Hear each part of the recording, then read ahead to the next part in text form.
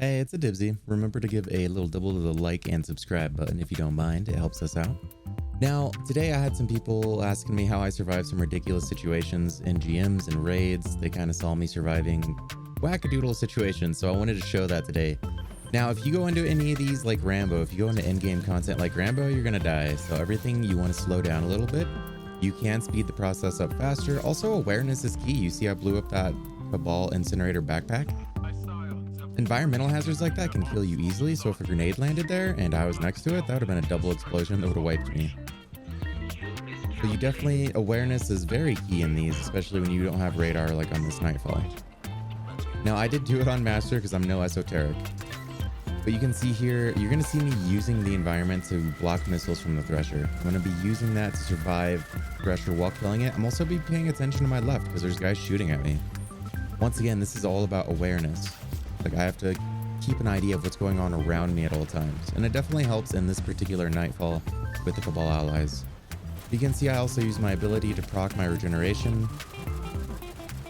And I also popped my rift from a safe distance so I don't, too many things don't aggro onto me and kill me. Now you can pop your rift right here if you wanted to as well, but you have to be careful with the animation. The animation does take a while, so it can kill you as well. Also, be careful of splash damage. You see me going forward, I'm just once again using my abilities. And I'm going to show a very good example of how to dodge sniper shots as well. And then you see everything here, I'm just kind of poking from a safe distance. I'm using what I have as an advantage in my toolkit, which right now I'm running Wish Ender, so I got good range.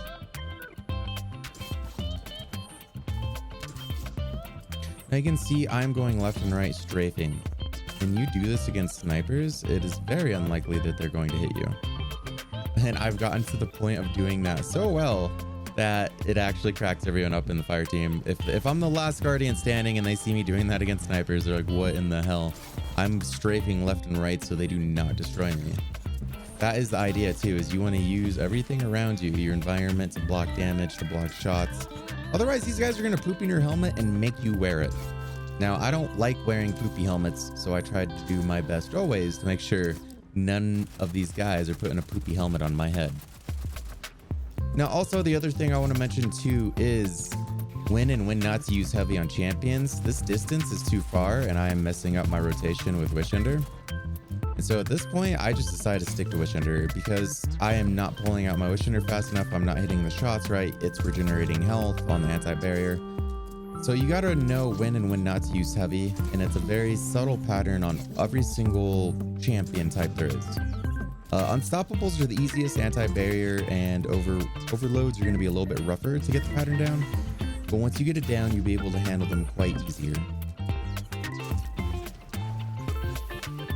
And also the other thing too is understanding what the content is that you're playing. You see right here in this particular Nightfall, I can go straight back here, ignore the Centurion. It's going to force the guys to spawn on the right, and then I can take them out, and I can control how the ads spawn. So it's also realizing or being aware of that if you're able to know, or if you do know, and that's just from playing and experimenting. But you can see I know for a fact that if I just rush over here, they spawn and I can take them out. Now, once they're dead, I'm going to have a safe place to lay low. Kind of like chill for a minute and wipe out whatever ads I need to kill. And here it is. If I don't dunk, the Thresher won't come. That's another part of understanding and knowing. There's a Thresher over there, but if I dunk that orb, that's when that Thresher comes over here. Now, the main thing right here is I am just making sure that I have anything in front of me dies. I'm doing proper ad control. Anything that is the threat at the time, which just the red bars are the threat to me right now, so I'm getting rid of them. And I know there's a champ there, but I'm not focused on the champ until he is ready to be taken out. And I have a proper vantage point now. I'm also going to get rid of these red bars before trying to fight a champ because I don't want to take everything on at once. And you can see right here, I have a perfect angle on this guy using cover. You can see I'm going in and out of cover to draw my bow and take a shot. That way he's not going to shoot me. But at the same time, I have the rhythm and the pattern down for the anti-barrier, plus I'm in really good range with the Wish Ender, so his barrier pops very fast. That's the other thing to take into account is the range of your weapons and their effectiveness. Now you can see there's the thresher I was talking about, and I'm getting wailed on by the Centurion. So I immediately reposition, make sure to see where he is, and then I finish taking out the thresher.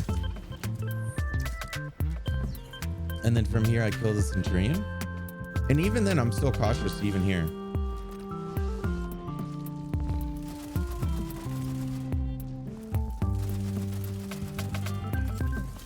Now what you're going to see is another very good example of taking cover, shooting, taking cover, shooting, taking cover, shooting.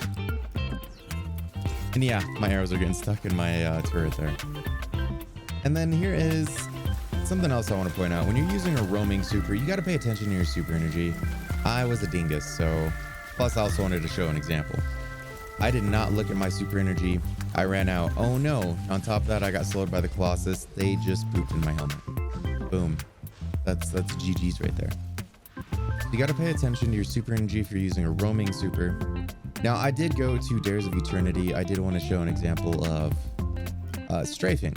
You should always be using your mobility and jumping and sliding. Now, jumping does work. It's not as effective when there's a bunch of ads. You also have to take into account the projectiles being shot at you. So, for example, jumping is very good against these Taken snipers. Their projectiles are a little bit easier to read. It takes a second to charge their weapons, but the guys in the middle, their projectiles are going to hit me. And if you just want to go left and right and left and right, you just want to keep jumping. You want to see how I have a pattern going. You're going to take some damage if you don't keep moving in a direction. So I'm kind of strafing back and forth. But you can see that like it does take damage. Sliding, if you can do the same thing with sliding. Sliding is usually safer for faster projectiles. And just a quick recap of everything we covered. We covered awareness and situational awareness within the game, on top of strafing, going back and forth, using cover to shoot targets, how to use your abilities behind cover, and basically play it safe. On top of that, we also learned how to slide and jump to avoid damage when you're trying to reposition or move in a game. So I hope this PvE survival guide helps you. And if you liked it, give a little double to the subscribe and like buttons. All right, thank you guys so much. We'll catch you next video.